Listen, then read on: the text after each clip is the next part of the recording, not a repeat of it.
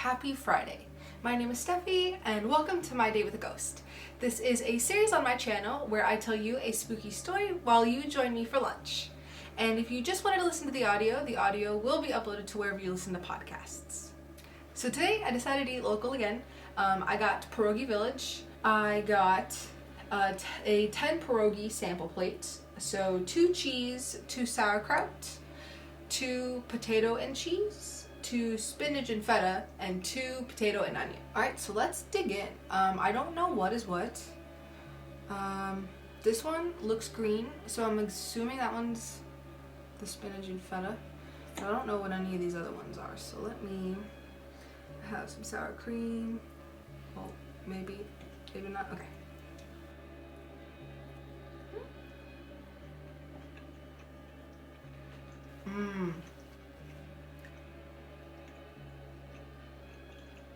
Oh my goodness. That one is like a sauerkraut one.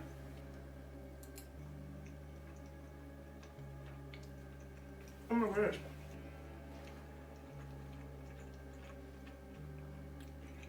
That was so good. Oh my goodness. Growing up, I ate a lot of pierogies. I ate a lot of like Mrs. T's pierogies. So they're usually just like potato and cheese, potato and onion. I've never had a sauerkraut pierogi and oh my goodness, that was so good. Okay, so today I'm going to tell you about Gold Camp Road. Gold Camp Road is a set of 9 tunnels that were built in the 1800s during the gold rush. The tracks ran about 30 plus miles from Cripple Creek to Colorado Springs from 1901 to 1920, and so this was called the shoreline. Like I mentioned, it ran through about 9 tunnels. And the railroad was active until 1929. Then 7 of the tunnels were converted to just regular roadways for cars.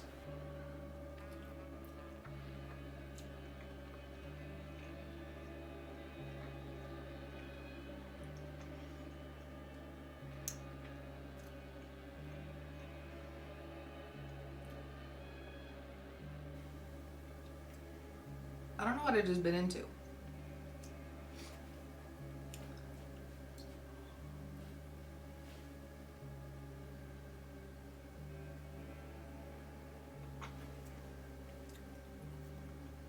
So the one that I said was potato was maybe cheese. Cause this is like feta. This is more like feta. This one I just bit into is more like feta. But these are green.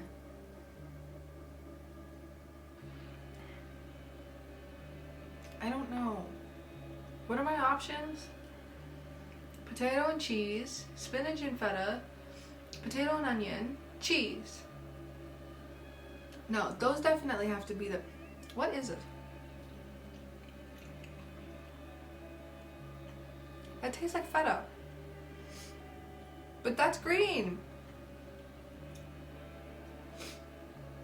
Potato and cheese. Hold on.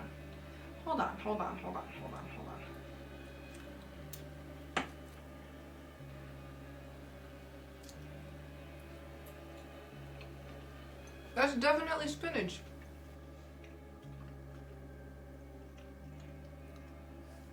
The green is spinach. This right here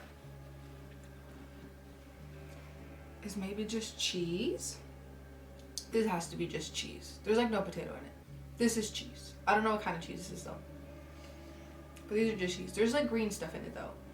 But little like almost like chives.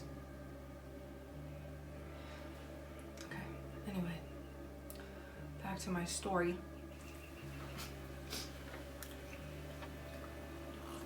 So in 1988, tunnel number 3 collapsed, which led to cars no longer being allowed to drive through it. Obviously, you can't. But then they ended up putting like gates around it so no cars could attempt to go through. So the Pikes Peak region, including Cripple Creek, is one of the most haunted places in the United States. So it's no surprise that the Ghost Adventures themselves have been to Cripple Creek.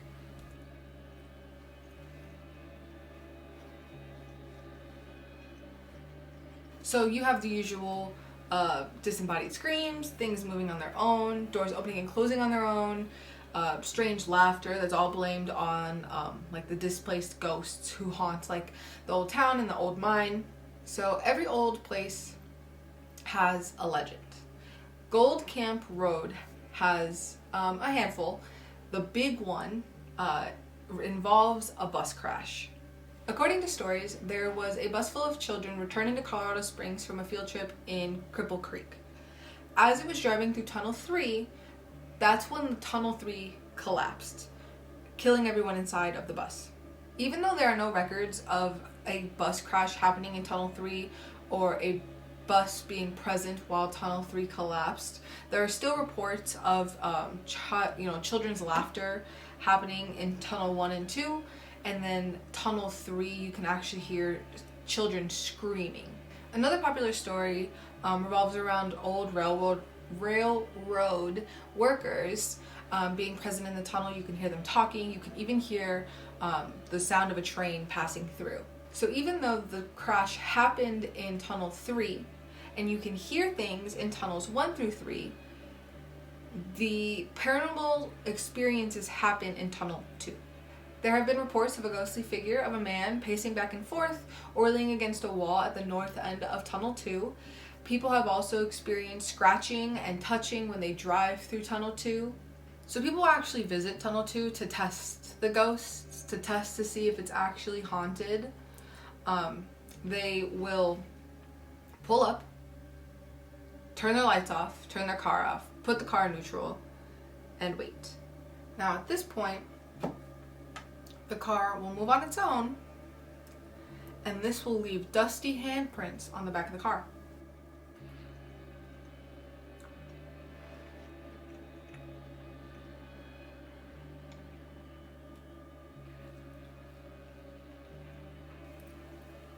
I don't know what's in this pierogi that I'm eating, but it's good. It's a potato one, I think.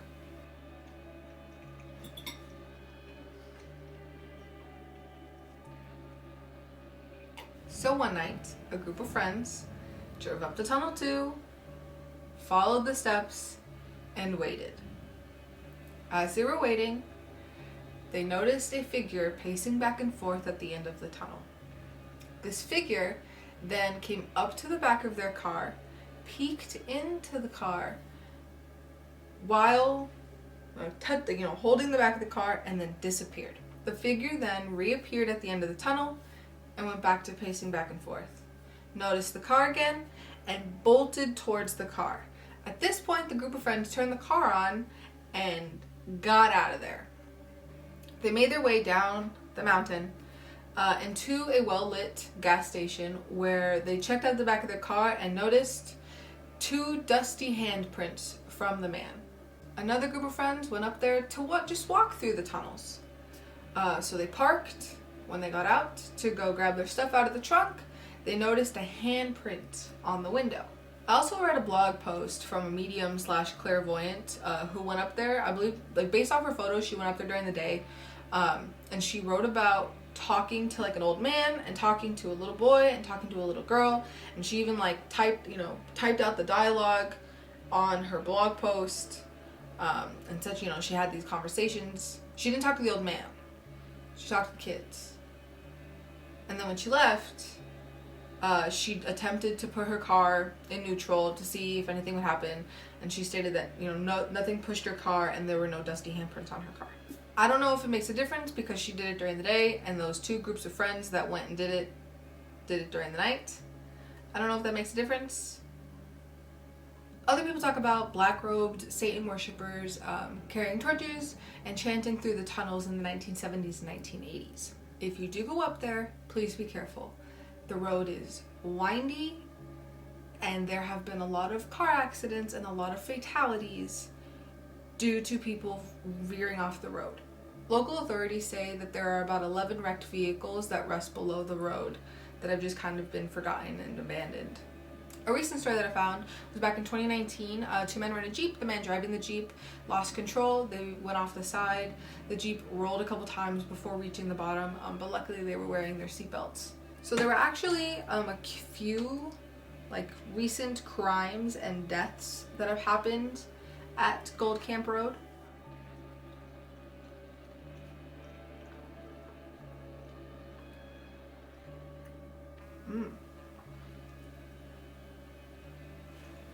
What is in this one? I think this is the potato and onion. That's really good.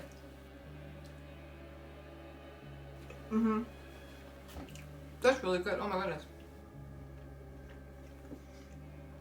I like that. Wow. In 2017, there was a young boy who fell about 100 feet. In 2019, there was a 19-year-old man arrested after officers discovered an adult man and an adult woman in a car with gunshot wounds. And in 2020, a 30-year-old man was arrested after the body of an adult woman was found off of the road. There was also a notorious death that happened that inspired festivities and a parade that actually happened to this day. Emma Crawford is a very popular name in the Pike Peaks region. Emma Crawford was born March 24th, 1863 in Royalston, Massachusetts. She was very musical at a young age with the help of her mother, who was a pianist and a music teacher. Emma had been very ill since the age of 7 with what could be assumed as tuberculosis. Her and her mother moved to Manitou Springs in 1889 in hopes that the mineral springs and the mountain air would help cure her illness. This actually wasn't a super far-fetched idea. A lot of people actually moved to Manitou Springs during this time for that exact same reason. She actually really loved nature. That was her second love after music. One day she climbed Red Mountain and she tied her scarf to a pine tree, and when she came back down, she let everybody know that that's where she wanted to be buried when she died. Then sadly, Emma died December 4th, 1891. Emma's fiance unsuccessfully tried to get a deed to bury her on the mountain. However, he did it anyway. So in 1912, Emma's grave actually had to be moved to the west side of the mountain, and it was reported that it was placed in loose gravel.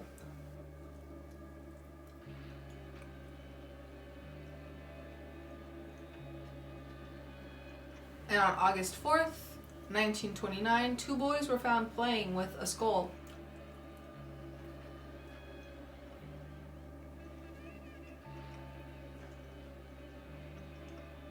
How is that 2 stories in a row?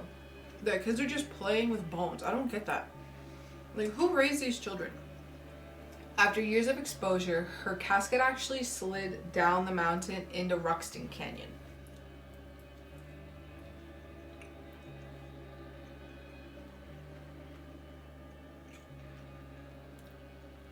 And she now has a permanent grave in Crystal Valley Cemetery.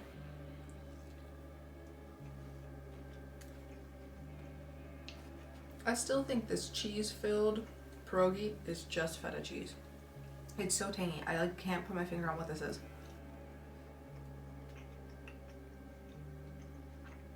So her casket sliding down Red Mountain inspired the Emma Crawford coffin races.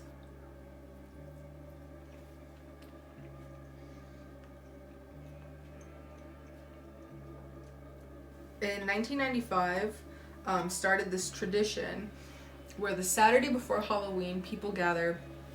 Teams that have makeshift coffins will race them, and awards are given to the fastest, the most creative with their costumes, and then the most creative with their coffins.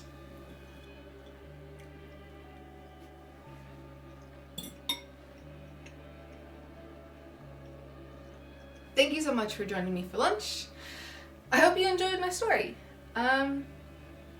It was quite interesting. I think it's interesting that a group, like, a town of people are like, yeah, let's have these coffin races based off of someone's coffin sliding down the mountain. Like, I think that's like kind of weird and morbid, but like kind of fun. I don't know. It's like strange. As for the tunnels, I kind of want to go. I think like those like stories of your car being pushed are really interesting, because it's like, is there science behind your car actually moving or what? Thank you so much for joining me for lunch. I hope you enjoyed my story, and I will see you same time next week.